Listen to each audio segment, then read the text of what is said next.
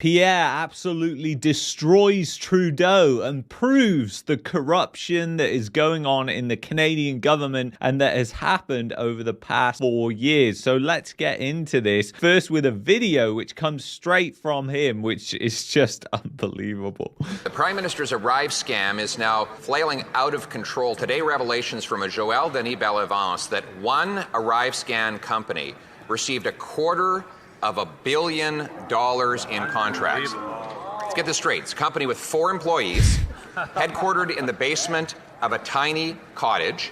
They got IT contracts, even though they admit they do no IT work. So you've just got to think about that, because that is just corruption that is going on. It's money that is going into the central planners and authoritarians' hand, which is being spread to these elites, possibly people that are backing parties like the Liberal Party. And you've got to ask the question, well, why on earth is this even allowed to happen? Like, we're talking about this after the fact. And of course, it was because of the extraordinary measures that the government took during the pandemic. And that's what Trudeau's excuse is always going to be. But the reality is that shouldn't mean there should be any less due diligence done. And it's not just coming to light in Canada. It's also coming to light in the UK about the massive amount of corruption that went on with the Conservative government in the UK during the pandemic. So it is unbelievable when you really think about what goes on. But we allow this to happen. I mean, Rishi Sunak is Prime Minister of the UK right now, and he was investing in Moderna through a hedge fund.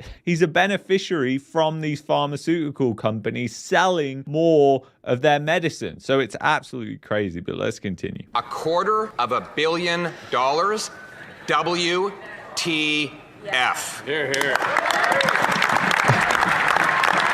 I'm going to ask the honourable opposition leader, please, to withdraw that comment and to use parliamentary language, please. Where's the funds? It's just... So now we'll head right to the article. Pierre asks RCMP to expand investigation in light of Auditor General's ArriveSCAM report. So Pierre writes that Monday's report exposed corruption, mismanagement, and misconduct on a massive scale. He also raises the report's finding that she found no evidence that the agency's officials informed their supervisors about invitations to dinners and other events that were offered by vendors seeking contract work. So essentially bribing the government. And what would you expect of a corrupt government? I mean, this is the type of scandal that you would expect to happen in a third world country, in one of these countries that are constantly labeled as riddled with corruption. But no, it's happening here in the West, in Canada, in the UK, in the United States as well. It's just absolutely unbelievable that this happens. There were also severe violations of CBSA code of conduct, including failure to disclose whiskey tastings and extravagant dinners paid for by lobbyists and private interests, he wrote, adding it is completely unacceptable. Mr. Trudeau said that the pandemic was a once-in-a-century occurrence, and every decision the government took was designed to protect Canadians. And how many times is he going to be able to and be allowed to hide behind this? I mean, is he going to be able to get immunity from being prosecuted just because he was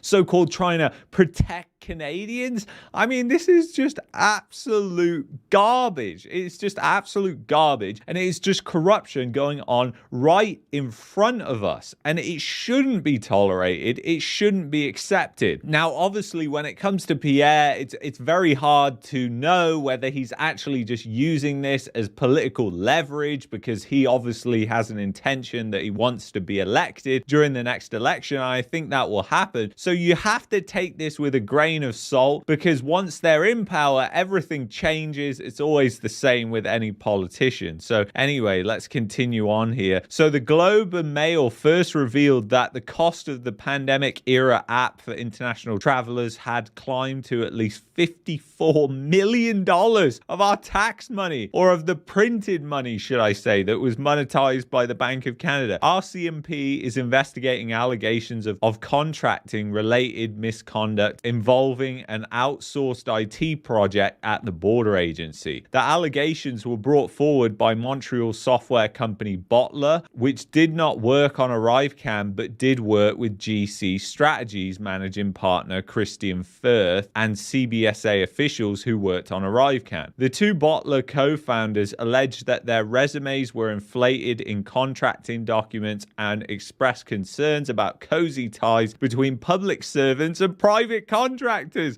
Once again, guys, this is just corruption that is going on right before our eyes in broad daylight. I mean, honestly, can you actually believe what is happening here, and that this is allowed to happen and people aren't being thrown in jail because of this? Unless we demand that these people need to be prosecuted, these people need to go to jail, then nothing is going to happen. It will all just be used as political leverage instead of actually turning into something where we actually see people get prosecuted and face charges for what they've done here, which is obvious, massive, wide-scale corruption. And who knows what ties some of the politicians had to these medicine companies as well, exactly like the politicians in the UK. And here we are. This is what happened. So did Rishi Sunak benefit from the medicine maker stocks rise? This is what the UK says. So UK Prime Minister Rishi Sunak is under fire for his links with a hedge fund which earned massive returns from investment in US-based medicine manufacturer Moderna. Sunak was co-founder of London-based investment firm Theleme Partners, but he quit to join politics in 2013. The investment firm he co-founded was managed by a blind trust which had invested in Moderna. The pharma company's stock surged following the successful rollout of the medicine. Now the critics are asking if the UK PM benefited from this investment. And the reality is nobody knows. I mean, this is all held in the Cayman Islands. They can't get access to the records, so they don't actually know.